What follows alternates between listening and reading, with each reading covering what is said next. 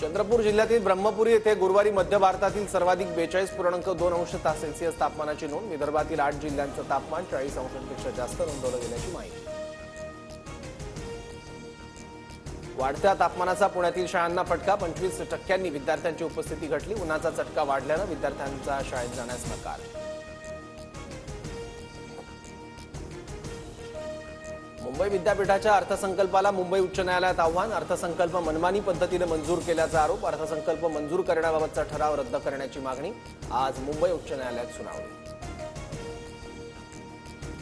नवी मुंबई शहरात आज संध्याकाळी 6 वाजेपर्यंत पाणी पुरवठा बंद। पाईपलाईन दुरुस्तीच्या कामासाठी पाणी पुरवठा बंद राहणार। नागरिकांना पाणी जपून वापरण्याचं महानगरपालिकेचं आवाहन।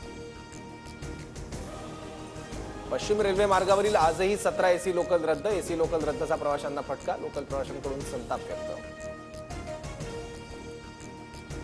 1 मे पासून एटीएम मधून पैसे काढणं महागणार। मोफत मर्यादा संपल्यानंतर एटीएम मधून होणाऱ्या प्रत्येक व्यवहारावर 19 रुपये शुल्क भरावं लागणार।